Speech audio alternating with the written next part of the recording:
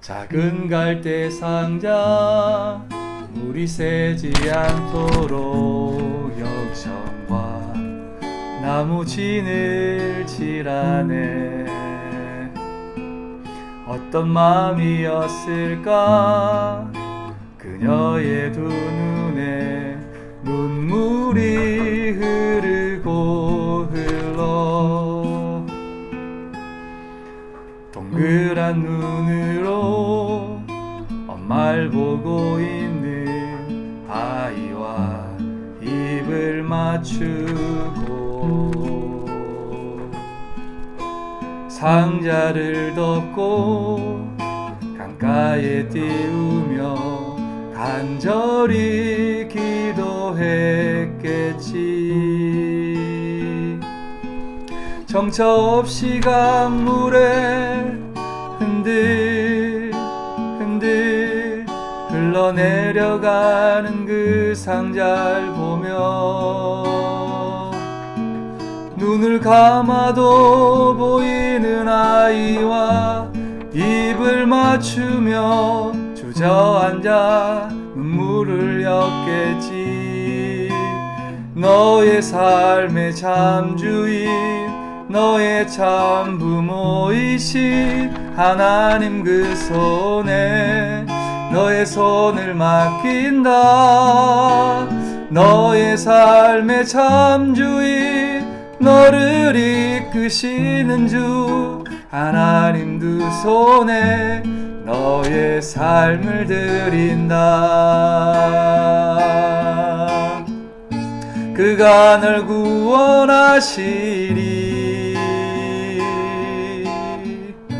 그가 널 이끄시리라. 그가 널 사용하시리.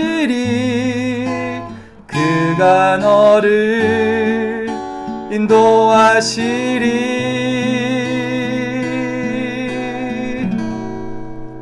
너의 삶의 참 주인 너의 참 부모이신 하나님 그 손에 너의 삶을 맡긴다. 너의 삶의 참 주인 너를 이끄시는 주 하나님 그 손에 너의 삶을 드린다. 너의 삶의 참 주인 너의 참 부모이신 하나님 그 손에 너의 삶을 맡긴다. 너의 삶의 참 주인 너를 이끄시는 주 하나님 그 손에 너의 삶을 드린다.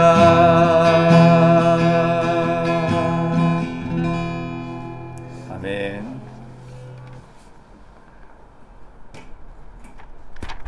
오늘 설교하고 맞아서 그냥 준비했습니다.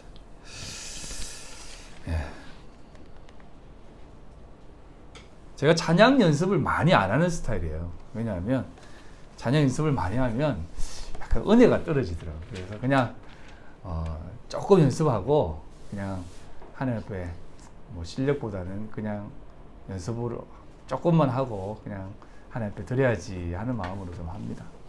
여러분들도 그렇게 마음 가지고 하시면 돼요. 예. 자, 오늘은 나는 주의 종이라고 하는 설교 제목을 가지고 여러분들과 함께 나누려고 합니다. 여러분 종이라는 단어를 아십니까? 히브리어로는 에베드입니다. 아바드라고 하는 일하다라고 하는 단어에서 유래된 단어인데요. 헬라어로는 우리가 잘 아는 둘로스입니다. 둘로스. 이 단어는 속박되다, 예속되다라는 뜻을 가지고 있어요. 오늘 이 주의 종이라는 말이 무엇인지, 다윗이 왜 자신을 가리켜서 나는 주의 종이다 라고 고백하는지를 한번 성경을 통해서 그 깊은 의미를 찾아보려고 합니다. 오늘 다 못해가지고 다음 주까지 하려고 그래요. 오늘은 왜 주의 종이며 그렇다면 주의 종이 아닌 부분은 어떤 부분인가에 대한 것들을 한번 짚어보려고 합니다. 자, 우리는 늘 신앙생활을 하면서 나는 주님의 종이다라는 고백을 한 번쯤은 안 해본 적이 없을 것입니다. 하지만 그때마다 드는 생각이 나는 주님의 종이라고 고백을 할 때 그 종의 그 자리로 가는 나의 모습을 늘 생각합니다. 종으로 가는 나의 모습을 늘 생각한다는 것이에요. 이런 생각을 들 때는 선행적으로 먼저 이 부분을 점검해 보아야 됩니다. 그건 뭐냐면 내가 주님 앞에 종으로 헌신하겠다라는 생각을 하는데요.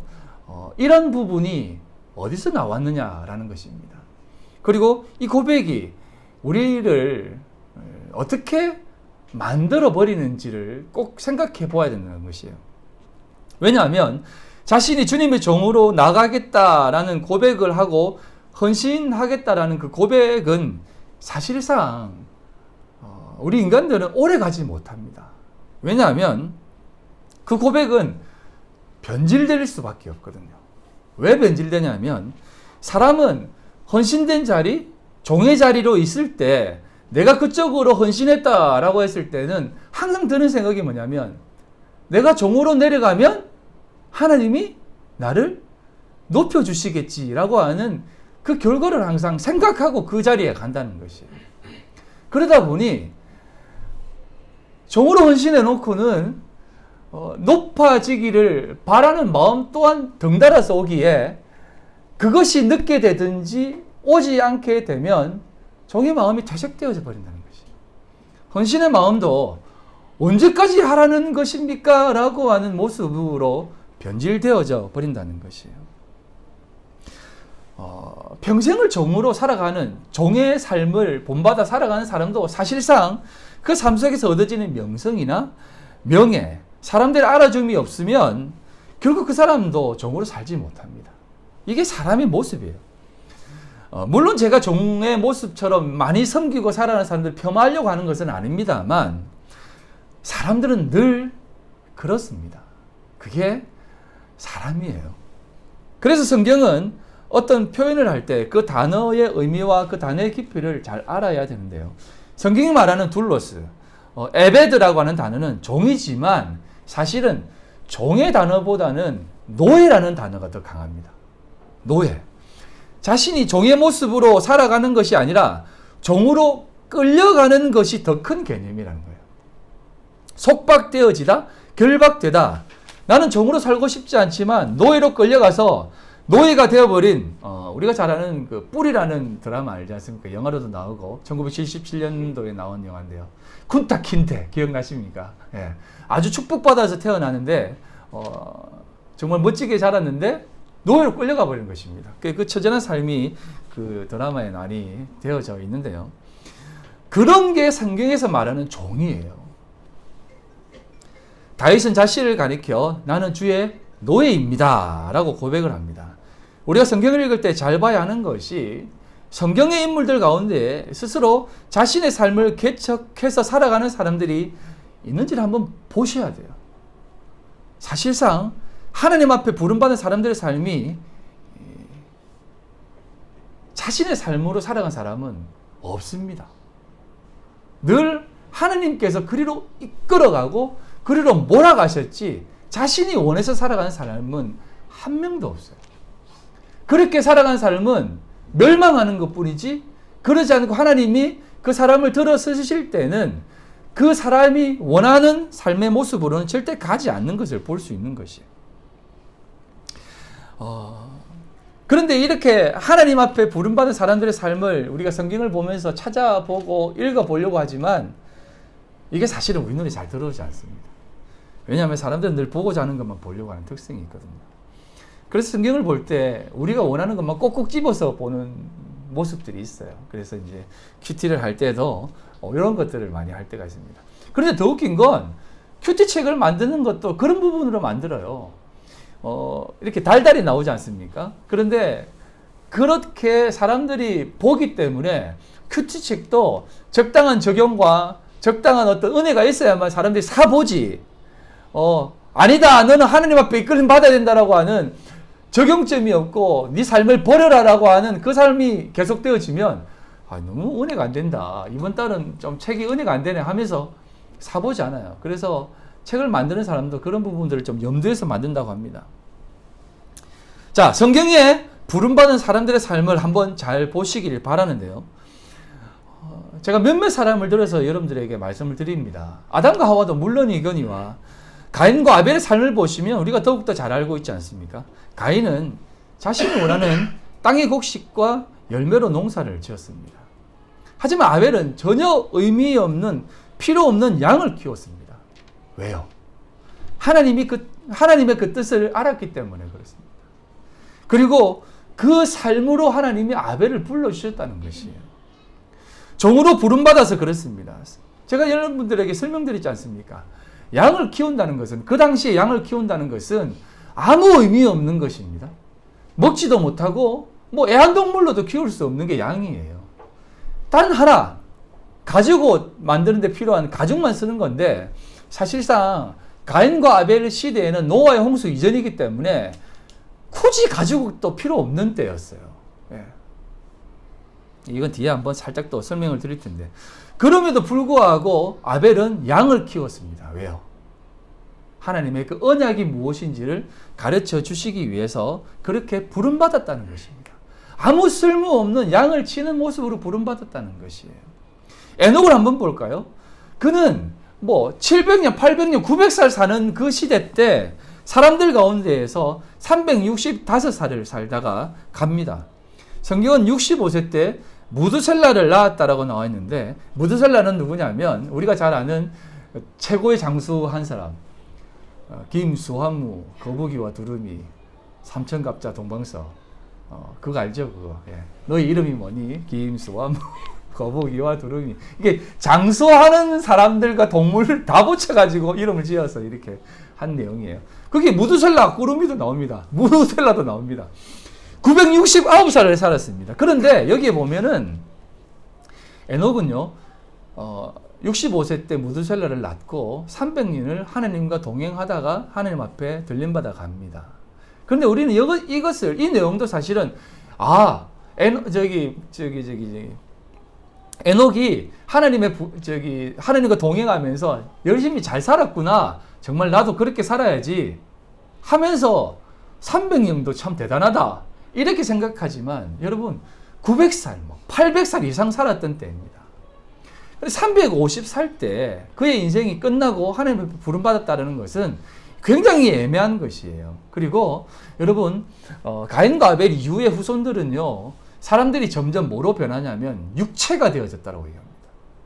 그런 시대 때 하나님과 동행하면서 300년을 살았다라고 하는 것은 우리가 생각하는 삶이 아닐 수 있습니다.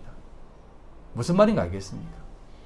그의 300년은 하나님과 동행하는 삶은 어떻게 보면은 하나님 앞에 부름받아 정말 우리가 상상하지 못하는 그런 삶으로 살았을 것이라고 하는 가능성이 농후한 것입니다. 왜? 그 당시는 육체가 되어졌거든요. 하나님을 점점 멀리하고 하나님을 잊어가는 세대였거든요. 그렇기 때문에 300년 동안 하나님과 동행하는 삶은 그렇게 사람들 보기에는 정말 좋지 않은 모습일 수 있다는 것이에요. 노아를 한번 볼까요? 노아를 보면 여러분 노아도 하나님 앞에 은혜를 받아서 노아 홍수를 120년 동안 참 순종하면서 살았다라고 하는데, 노아가 방주를 지으면서 뭐라고 얘기하냐면 비가 올 것이다 라고 얘기합니다. 근데 여러분 창세기를 자세히 보면 하늘의 물과 밑에 물을 만들지 않습니까? 그러면서 궁창이라고 얘기합니다. 하늘의 창문을 만들었다고 그래요. 그래서 많은 학자들이 하늘의 위에 있는 물은 얼음 형태로 창문이 되어졌을 것이다 라는 것입니다. 그러니까 쉽게 말해서 창문처럼 얼음이 이 모든 층을 덮어가지고 모든 유해광선이라든지 안 좋은 것들 다 막아가지고 온실처럼 모든 동식물들이 잘 살 수 있는 환경으로 만들어 놓았을 것이다 라는 것이에요. 이게 이제 과학자들이 이제 우주에 보면 얼음 알갱이들이 많이 있대요. 그게 그 흔적이 아닌가라고 하는 얘기를 하는데요. 아무튼 그거는 모르겠지만 그 창이 있었다는 것입니다. 이건 무슨 말을 하는 것이냐면 비라는 것이 없었다는 겁니다. 노아의 시대 때는 비라는 것이 없었어요. 그런데 노아가 방주를 막 지으면서 하늘에 비가 내릴 것이다 라고 하는 것이요. 여러분, 비를 한 번도 보지 못한 사람에게 비가 온다고 하면 그걸 믿겠습니까? 지난번에 집사님들과 한번 얘기할 때 50년 전만 해도 뭐 휴대폰이 없었습니다. 그러니까 얼굴이 나오는 휴대폰이 없었어요. 이제 휴대폰을 통해서 얼굴과 얼굴을 보면서 이렇게 얘기할 거야 라고 하면 아이, 말도 안 되는 소리 하지 마 이렇게 얘기했는데, 마찬가지예요. 비라는 것을 한 번도 보지 못했던 사람이기 때문에 노아가 하늘에서 비가 와서 홍수가 날 거니까 다시 빨리 여러분 배로 들어오세요 라고 하니까 저런 미치광이 늙으니 나이도 얼마 안 된 게 벌써 미쳐가지고 막 손가락질을 하면서 막 그렇게 했을 것이에요. 그런 가운데에서 방주를 지었다라고 생각해 보세요. 이건 하나님이 그를 그렇게 부르지 않고는 살 수 없는 삶이라는 겁니다. 아브라함을 한번 볼까요? 아브라함은 아브람이었습니다. 아브라함의 이름은 고귀한 아버지라는 뜻이에요. 고귀한 아버지. 이것을 보면 그의 가정은 굉장히 잘 사는 가정이었습니다. 갈대아 우르에서 우상을 만들면서 굉장히 좀 괜찮게 살았던 사람입니다. 그런데 그를 하나님이 불러내어 버립니다. 본토 친척 아비 집을 떠나 내가 지시할 땅으로 가라라고 합니다. 여러분, 그 하나님의 음성이 갑자기 나타나서 아브라함은 하나님을 잊어갔던 세대입니다. 그렇기 때문에 음성이 들리면 우리는 하나님 음성이구나. 사무엘도 하나님 음성이 뭔지 몰랐습니다. 예.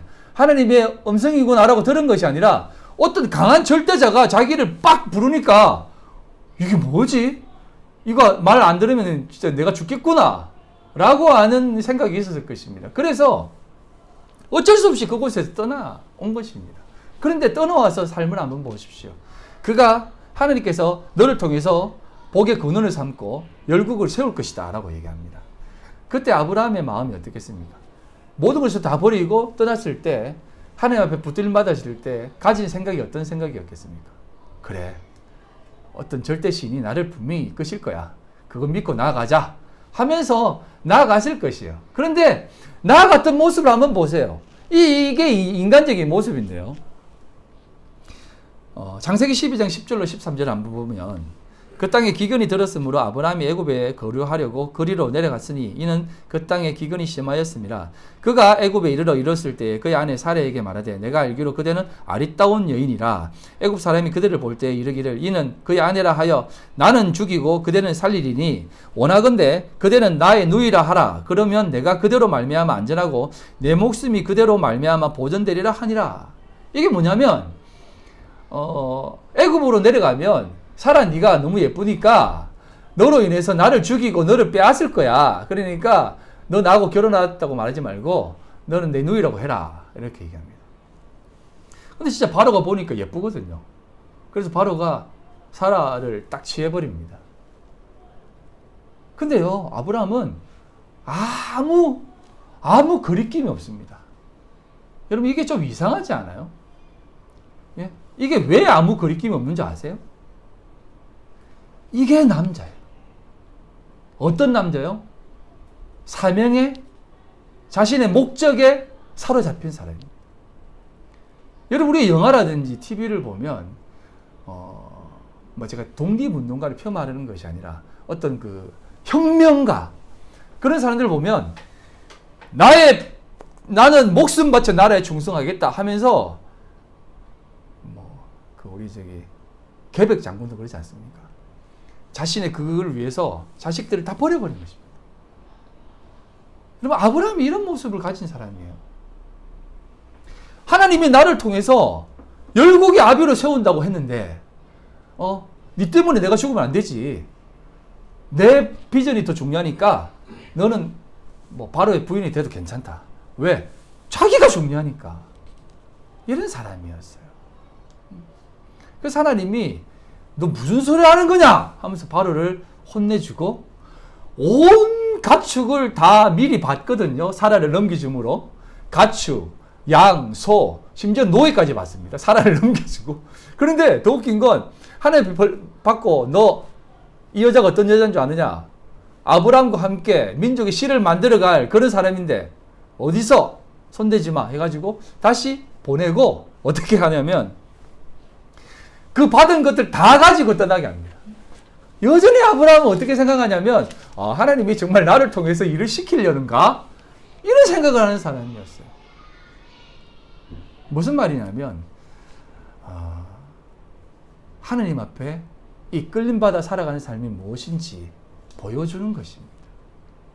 하나님은 그렇게 이끌어 가시는 것이에요. 자신이 죽으려고 해도 죽을 수가 없는 것입니다. 그리고 자신이 그러한 어떤 혁명가의 정신으로 살려고 해도 그것 또한 너의 생각이다. 그 생각이 뽑혀야 된다. 라고 하는 것을 하나님은 가르쳐 주시려고 하는 것이에요. 그 모습 속에서 하나님은 하나씩 둘씩 아브라함을 이끌어 가신다라는 것입니다. 이게 하나님의 백성들, 성경에 나와 있는 인물들이 이끌어가는 방식이에요. 이삭도 그렇고요. 야곱도 그렇습니다. 다 하나님의 이끌림 속에서 그렇게 살았습니다. 여러분, 그게 종입니다. 하나님의 종, 주의 종입니다. 하지만 이스라엘은 그 종의 삶을 싫어했습니다. 사실은 세상의 모든 사람들이 이 종의 삶을 싫어합니다. 그런데 아십니까? 세상 사람 모두가 종의 삶을 싫어하지만 모두가 세상의 종이 되어 버린 것을 말입니다. 오늘날 많은 사람들이 어떤 삶을 추구하고 살아갑니까? 모두가 하나의 목표를 가지고 살아갑니다. 대부분의 목표가 이렇게 해요. 이 땅에 살아가면서 호랑이는 가죽을 남기고 사람은 이름을 남긴다는 것입니다. 가장 소중한 것을 하나라도 남기고 싶어 합니다. 최소한 내 자식이라도 한번 좀 잘 만들어 놓고 가려고 합니다. 그게 명성이든 명예든 돈이든 사람이든 하나라도 남겨놓고 가야 된다라고, 인생이 그렇게 되어야 된다라고 생각하며 살아갑니다. 저는 그게 큰 잘못이다라고 말하고 싶은 것은 아닙니다만 그 모든 생각의 근원이 어디에서부터 왔는가라는 것을 한번 돌아보아야 합니다. 불신자들이야 그렇게 사는 것은 당연합니다만 그들은 그렇게 사는 것이 삶의 목적이고 또 남겨두는 것이 이유입니다만 기독교인들 역시도 그것을 위해서 자신을 던져버린다는 것이요. 아브라함처럼 모든 것을 희생시키면서까지도 자신이 세운 목표를 세우려고 한다는 것이에요. 근데 그것이 헌신이라고 하는 포장으로 포장되어져 버리는 것이에요. 예수님은 우리가 쉽게 말하는 제자를 삼으라, 더 많은 그리스도인들을 제자로 만들어라, 그래서 제자를 삼아야 한다라고 말하지만 사실은 여러분, 예수님께서는 제자를 만들지 않았습니다. 제자를 만드는 것이 아니라 예수님은 뭐라고 말씀하셨냐면 제자가 되어라라고 말씀하셨어요. 네가 제자가 되어라라고 말한 것이에요. 제자를 만들려고 하는 것이 아닙니다. 예수님은 선생이 되지 말라고 하셨어요. 그것은 뭐냐면 나를 믿고 복음을 알아라는 것입니다. 그것과 이것은 전혀 다른 문제예요. 그런데 많은 사람들이 자기 사람들을 만들려고 합니다. 자기 제자들을 만들려고 해요. 오늘날 많은 사람들이 자기의 사람들을 만들려고 하는데 이번 정권도 그런 모습들이 참 너무해요. 거의 자기 사람들로 다 꽂아 놓더라고요. 이해합니다. 왜냐하면 그래야 일이 되어지니까, 그리고 그들이 추구하는 세상을 만들고 싶으니까 그렇게 하는 것은 당연합니다만 교회도 그렇게 자기 제자들을 만들려고 하는 것이에요. 그런데 더 웃긴 것은 그래야만 교회가 돌아간다고 생각하는 것입니다. 여러분, 이번에 터진 빛과 진리의 교회 아시지 않습니까? 인분 먹이는 교회. 리더가 되려면 인분도 먹어야 되는 것이에요. 관에 들어가서 견디고, 무서운 곳에서 몇 시간을 견디고, 새벽 2시까지 잠 안 자는 연습을 시키고, 그러다 제가 그냥 편하게 말할게요. 어떤 아주머니는 그거 따라가려고, 그 리더 되려고 따라가다가 뇌졸중이 일어나가지고, 약간 이렇게 정신이 이래가지고, 그렇게 됐는데도 그런 일들이 교회에서 자행되어지는 것입니다. 왜? 공동연히 앞에서 목사가 얘기하는 것입니다. 이렇게 자기와 함께 마음을 나누지 않는데 어떻게 우리가 함께 나갈 수 있습니까? 하면서 그런데 더 웃긴 건요, 담임 목사와 뜻을 같이 하지 않으면 그 자리에 못 올라가니까 그 자리에 올라가려고 성도들이 더 목을 매는 것이에요. 여러분 그거 아세요? 사람들은 단계가 어려우면 어려울수록 더 많이 그 자리를 찾는다는 거. 네. 젊어서 고생 사서한다고 늘 그런 게 우리의 모습 속에 내재되어 있습니다. 이게 사실 아담이 받은 저주인데요. 종신동으로 땀을 흘려야 먹을 수 있다라고 하는 그 저주 속에 담겨져 있는 내용인데요. 뭔가 쉽게 얻어지면 은혜를 얻어졌다라면 은혜 말고 딴 게 있는 것 같은데 항상 이렇게 생각해요. 그래서 교회도 그런 단계를 극한의 단계를 만들어 놓고 요거 올라와야 리더가 된다는 것입니다. 요거 올라와야지 지금 다른 교회가 그래서 그런데 목자 된다 하고 이거 해야지 목녀가 된다 하고 이거 해야지 뭐 대표가 된다라고 하고 그거 해야지 장로가 된다 하고 그거 해야지 중직자가 된다는 것이에요.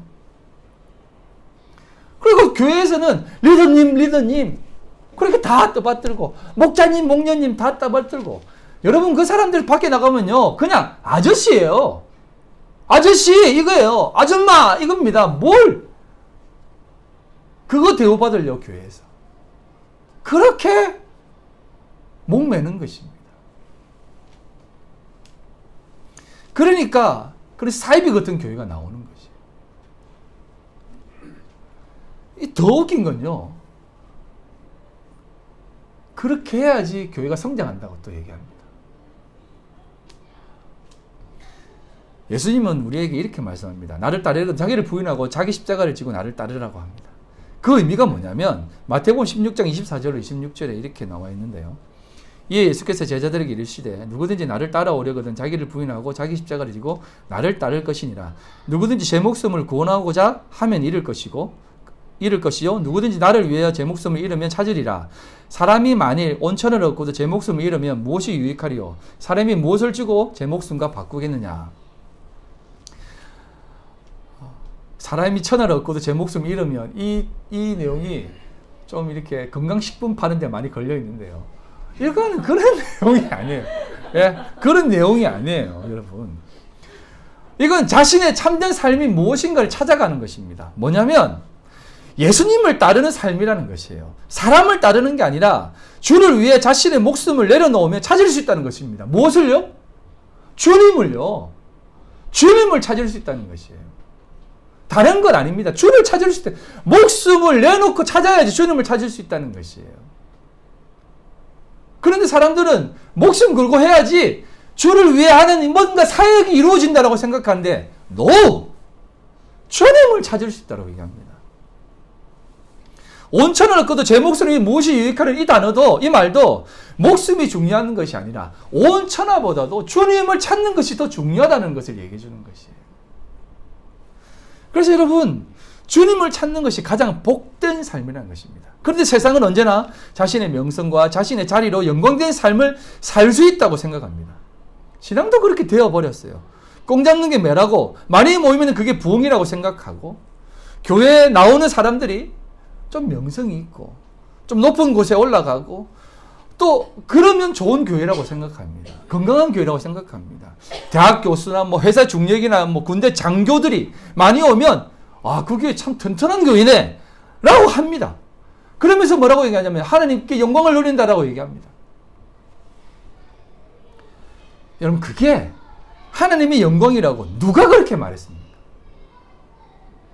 그게 하나님께 영광이라고 누가 그렇게 말했어요? 성경에 어디에 그런 게 하나님께 영광이라고 말했습니까? 사람들이 상을 타면 하나님께 영광을, 골을 넣으면 하나님께 영광을, 금메달 따면 하나님께 영광을 하면은 그게 하나님께 영광이라고 누가 그렇게 말했습니까? 여러분 그걸 누가 우리에게 가르쳤나요? 사람들이 그렇게 가르쳤습니다. 세상이 그렇게 만들었어요. 세상에 속한 교회, 세상에 포로된 교회가 그렇게 우리에게 가르쳤어요. 하나님이 그걸로 영광 받으신다? 언제 그렇게 얘기했습니까? 여러분 모든 게 다 하나님께 영광이에요. 모든 게 다. 실패해도 하나님께 영광입니다. 좌절해도 하나님께 영광입니다. 상타면 하나님께 영광을 떳떳하게 말하고 실패했는데 하나님께 영광을. 이게 아니에요. 실패해도 하나님께 영광입니다. 라고 하셔야 돼요. 내 삶의 모든 것이 하나님께 영광이라고 말해야지. 세상이 그렇게 하니까 상 받는 자리에서 하나님께 영광을 드러내니까 너도 나도 그렇게 하면 하나님께 영광이구나라고 생각하고 그렇게 영광을 돌리는 것이요. 성경 어디에 그런 게 있습니까? 여러분, 사울? 다윗? 모세? 왜 그가 하나님께 영광인 줄 아세요? 하나님 앞에 그렇게 실패하는 인생을 살아갔어요. 그래서 하나님께 영광입니다. 그런데 우리는 늘 그걸로는 하나님께 영광 아닙니다. 이걸로 하나님 영광 돌리는 거 아니에요. 하나님, 나는 나 지금 딱 보고 계시죠? 지금 실수하는 겁니다. 지금 하나님 이제 조금 더 있으면 올려주실 거죠? 아닙니다. 좀 더 이야기하겠습니다. 사람들은 언제나 자신들의 주장을 맞다고 할 때, 그렇게 할 때 하는 것들이 있습니다. 그건 뭐냐면 경험이에요. 경험인데 이 경험이 확률로 연결되어지고 그러면서 그 경험들이 실제가 되어져 버립니다. 왜요? 자신들에겐 그게 실제이기 때문에 그렇습니다. 그래서 그것을 학문적으로 정립해서 실험을 합니다. 형식화시킵니다. 그래서 이것이 실제다, 이것이 진짜다라고 생각을 합니다. 그런데 세상이 실험할 수 없는 것들이 참 많아요. 진화론을 보면 알 수 있듯이 진화는 실험을 못 하잖아요. 그래서 이 인간의 짧은 역사 속에서 경험되어지는 것들이라든지 약간의 실험을 결쳐서 확인을 하려고 합니다. 여러분 그거 아세요? 개구리가 사람으로 변하는데 오랜 시간이 지나면 그게 과학이고 짧은 시간에 변하면 그게 동화가 돼요. 그게 사람들이 정해놓은 법칙이에요. 그게 인간들이 정립합니다. 신앙도 기독교도 인간들은 자신들만의 정립을 하려고 하는 그런 모습이에요. 신앙생활은 이 정도 해야 된다, 이 정도는 해야 올라간다 라는 것을 만들어 놓고 그 수준을 높이려고 하는 것입니다. 그런데 그 정립과 합리화도 달라집니다. 왜냐하면 상황이 자꾸 달라지니까 그렇습니다. 옛날 상황과 지금의 상황이 자꾸 달라지거든요. 여러분 쉽게 말해서 이런 것입니다. 사업이 힘들어지니까 그 사람이 이렇게 정립을 냅니다. 내가 신앙생활을 똑바로 못했어. 내가 신앙생활을 더 열심히 해야 돼. 그래서 하루에 1시간씩 기도하고 성경을 10장씩 매일 읽어야지 라고 합니다. 그래서 그렇게 쭉 합니다. 그래서 사업이 잘 돼요. 시간이 없는 거예요. 그래서 기도도 1시간 못하고 성경도 10장을 못 읽는 겁니다. 그래서 다시 정립을 합니다. 그래, 내가 사업이 잘 되니까 지금 바쁘니까 기도 10분으로 줄이고 성경 1장으로 줄이자. 그래 놓고 이제 그렇게 하니까 자, 나 오늘 신앙생활 잘하고 있어? 그래 정립을 시키는 거죠. 그게 인간이라는 겁니다. 그게 뭐예요, 그게? 예? 이게 점점 더 가다 보니 교회에서 그런 것들이 정해지고 정립되어지기 시작했습니다. 공예배는 무조건 참석해야 직분자가 되고 또 직분자의 자녀들은 무조건 주일 예배 참석해야 되고 단 고3은 예외 이런 것도 또 중요합니다. 예. 예. 왜? 공부하기 힘드니까. 예. 새벽 기도는 주 3회 이상, 음주 흡연은 절대 하면 안 되고 섬김은 기본이고 그래서 교회 봉사 2가지는 해야 되고 그 11조는 꼭 해야 되고 이런 것들 정해놓고 해서 이것을 하면 신앙이 좋은 사람, 이것을 더 기쁨으로 감당하면 더 신앙이 좋은 사람, 이것보다 더 잘하는 사람은 신앙이 고급한 사람, 이렇게 정해버리는 것입니다. 그리고 그렇게 살면 하나님께 영광이라고 생각을 하는 것입니다.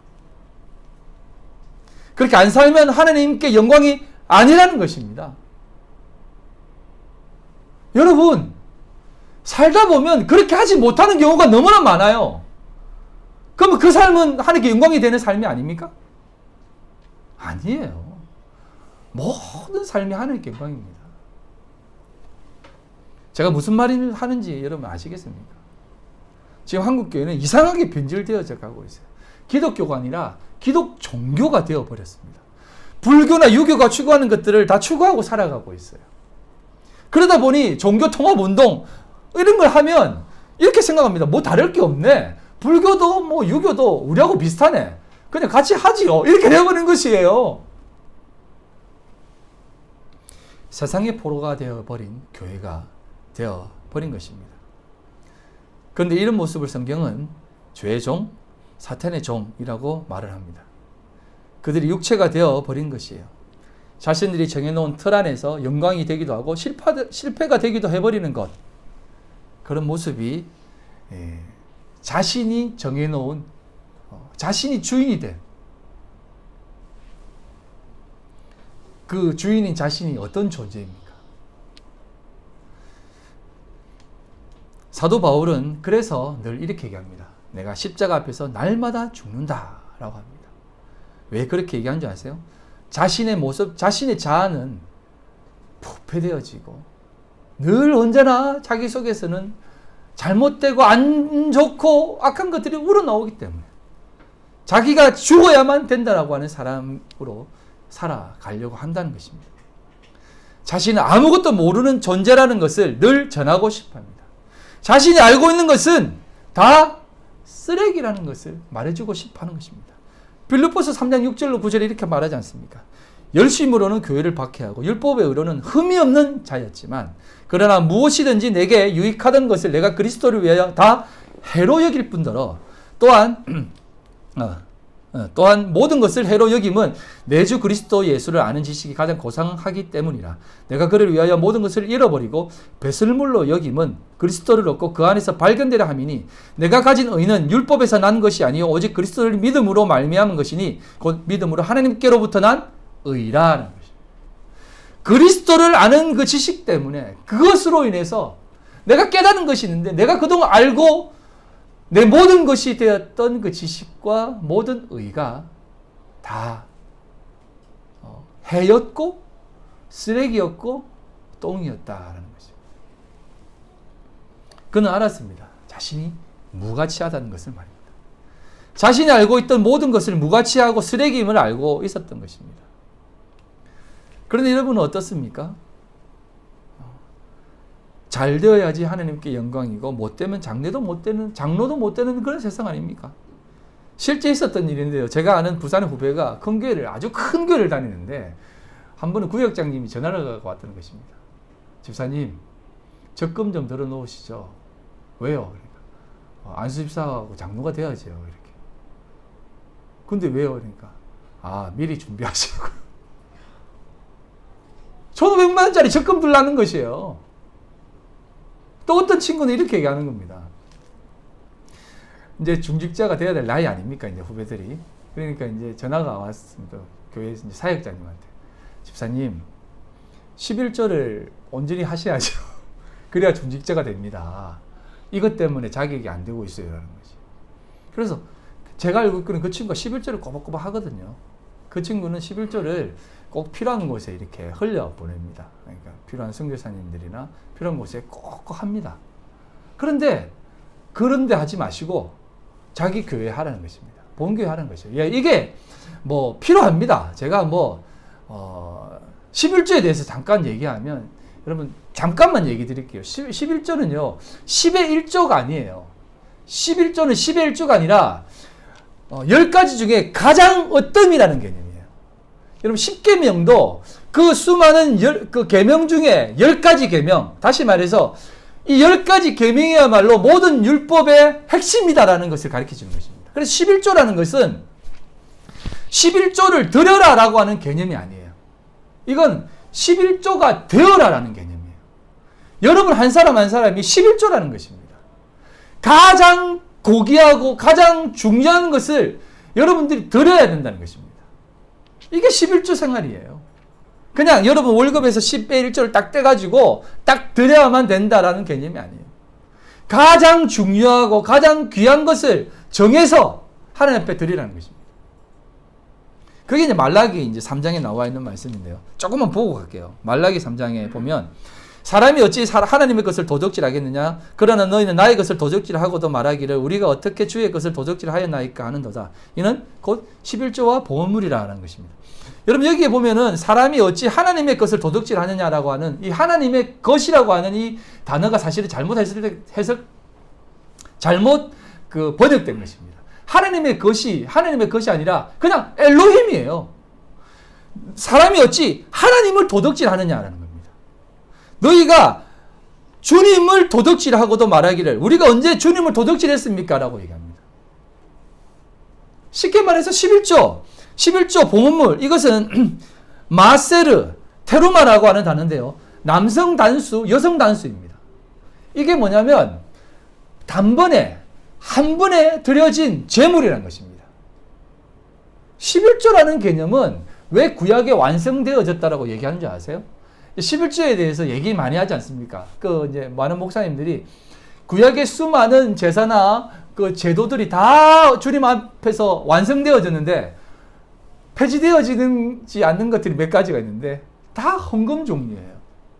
그런데 여러분, 그래서 이 11조는 이렇게 밖에 해석을 못해요. 11조는 레위인들을 돌보았고 레위인들이 살아가기 위해서 드려진 것이고 또 오늘날 교회를 운영하는 데 있어서 꼭 필요한 물질이다라고 얘기하는데 사실은 이렇게 하는 것도 맞지만 이게 사실 너무 가난한 해석이에요.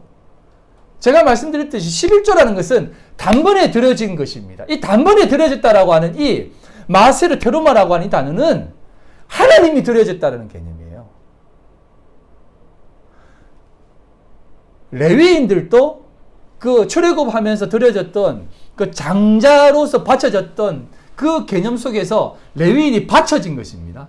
레위인은 분깃도 얻지 못하고 너희들은 주를 위해 살아가는 봉헌하는 그런 하나님을 대표하는 장자가 되어라라고 바쳐집니다. 그리고 그 개념 속에서 11조가 드려지는 것이에요. 그거는 무엇을 얘기하냐면 그 개념 속에서 바쳐진 장자. 그 바쳐진 장자가 누구예요? 하나님의 장자가 누굽니까? 예수님이에요. 11조가 뭐냐면 우리를 위해 하나님이 바친 제물이에요.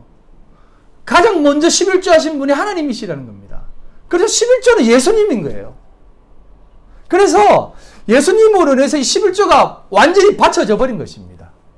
그래서 우리에게 11조를 하는 것은 단순히 11조를 하는 것이 아니라 하나님 앞에 나의 가장 중요한 것을 드리는 개념으로 하나님 앞에 나가야 되는 것이에요. 그런데 오늘날 많은 사람들이 11조 하면 대표적인 인물 있지 않습니까? 누굽니까? 록펠러 아닙니까?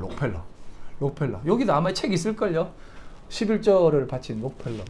록펠러가 왜 11조 바친지 아세요? 11조를 드리기 위해서 따로 회사를 세웠습니다. 11조를 정확하게 계산하기 위해서. 11조 다 안 바치면 복 못 받을까봐. 그래서 계산까지 했던 사람이에요. 근데 사단은요, 그런 어떤 모범을 하나 딱 정해놓고 사람들에게 다 향하게 합니다. 나도 저렇게 살아야지. 그리고 그게 진짜 있냐? 그렇게 살면 하나님께 영광이 있냐? 살아갑니다. 이게 너무 가난한 것이에요. 여러분 불교인들은요, 예, 더 많이 해요. 더 많이 헌신합니다. 유교인들을 보세요. 부모님이 돌아가시면 3년 동안 무덤가에 살았습니다. 예? 그게 유교예요. 우리 그렇게 할 수 있어요? 여러분 사업 힘든데 3년 동안 매일 여기 나와서 새벽기도 혼자 한번 해보세요. 주님과 함께 있는다 생각하고 한번 해보세요. 여러분 그거는요 정의 자리로 내려간다고 하지만 올라가기 위한 자기의 발부등이라는 것입니다.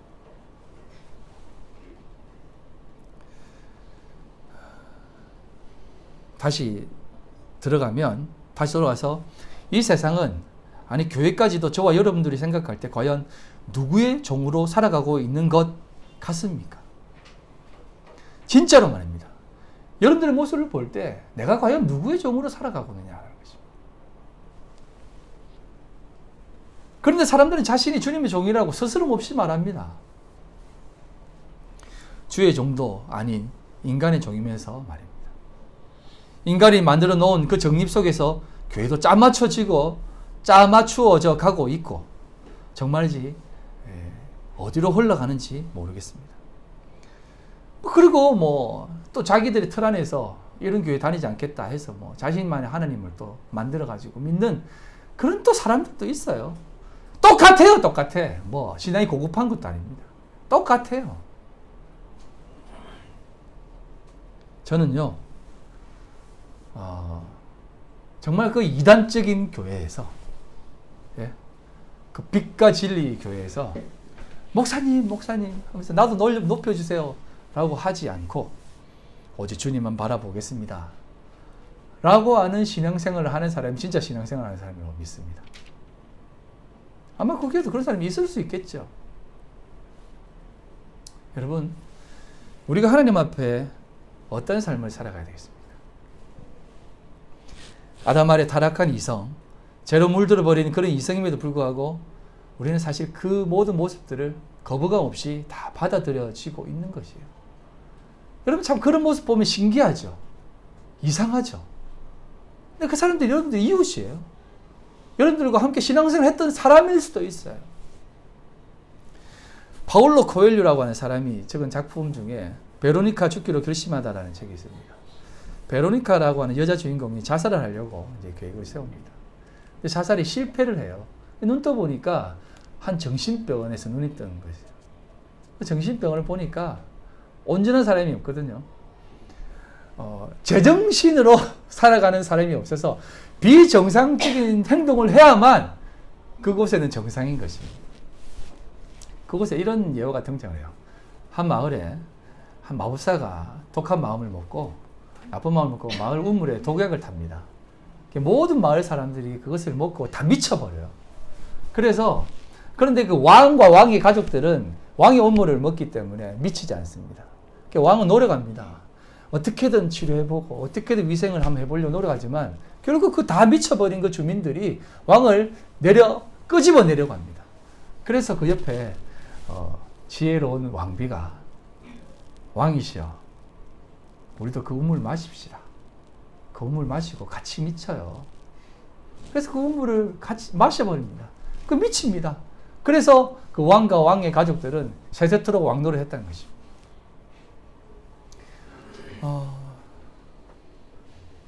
사실상 오늘날 우리가 살아가는 세상은 뭐가 진실이고 거짓인지 모르는 세상이 되어버렸습니다.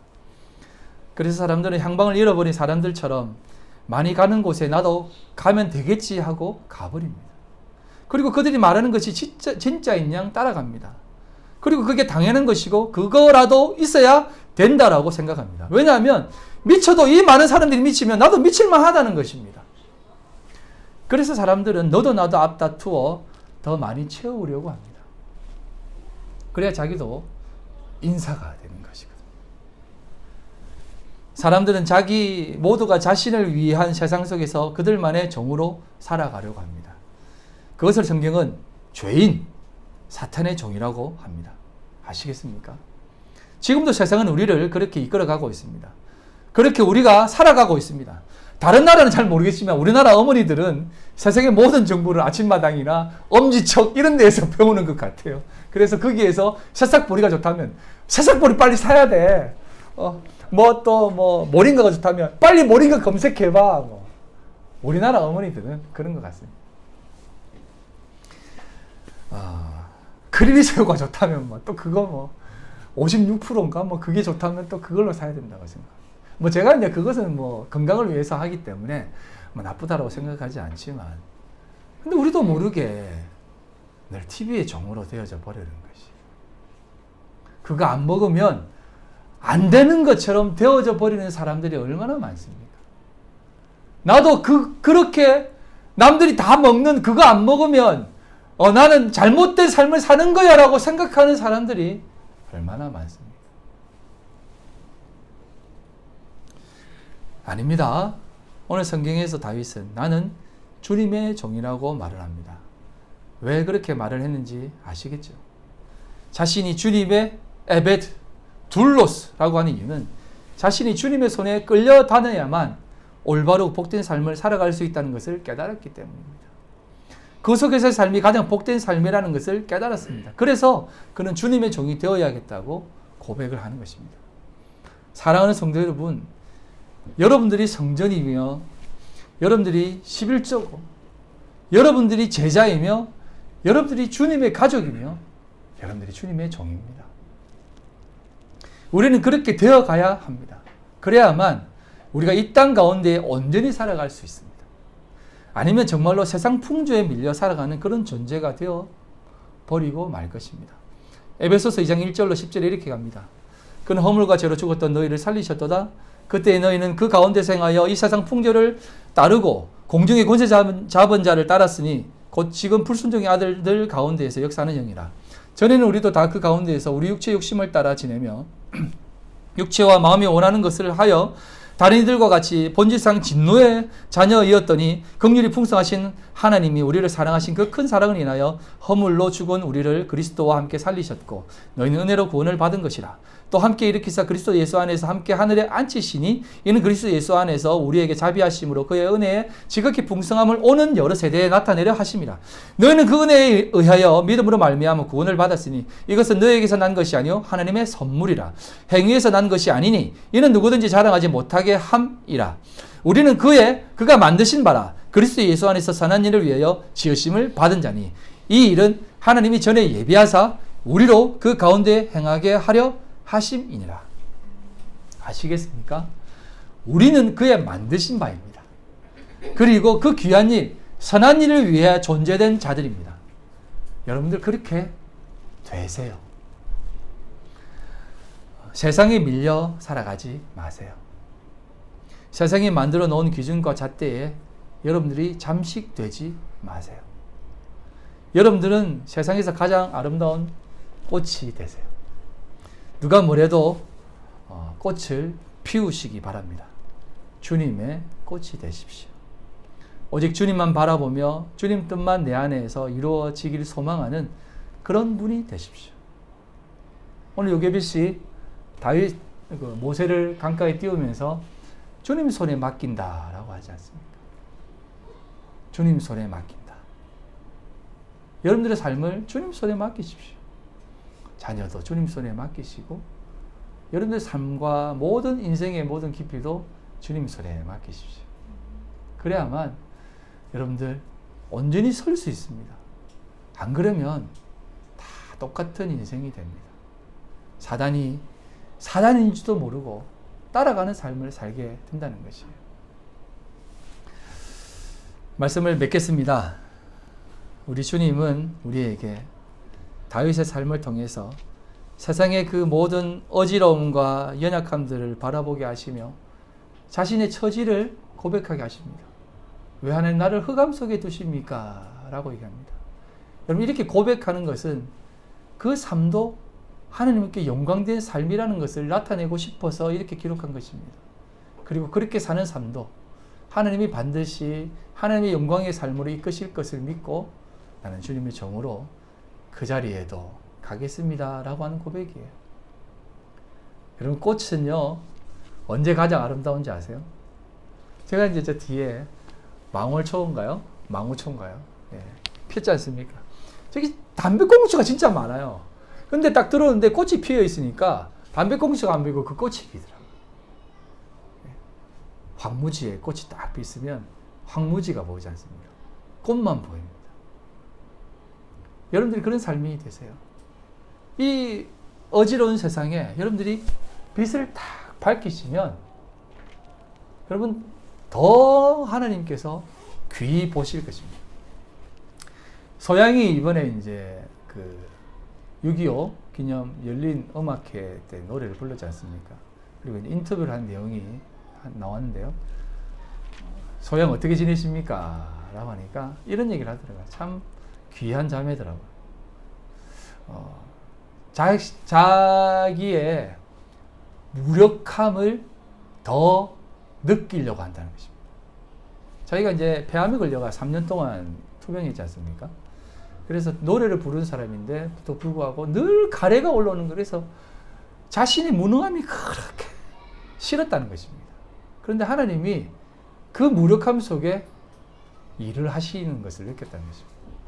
그래서 그가 저기 유튜브에 올리거든요. 그 슈트니 우스턴 노래를 그 유튜브에 올리는 순간 그 외국의 수많은 유명 가수들이 같이 콜라보 하자고 연락이 온답니다. 그런데 그거는 그곳에 가서도 늘 생각하는 것이 그거였던 것입니다. 나는 무익합니다. 나는 아무 능력이 없습니다. 무능합니다. 라는 고백 속에서 그들과 했다는 것입니다. 그렇게 하니까 그들의 세상에 안 빠졌다는 것이에요. 그러지 않으면 그들과 동일한 삶을 살 수밖에 없는 세상이래요.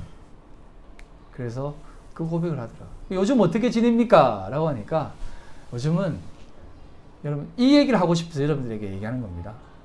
요즘은 성경을 계속해서 영어도 보고 원어도 보고 또 중국어도 보고 한글도 보고 그렇게 여러 번역본을 보면서 지금 보고 있대요.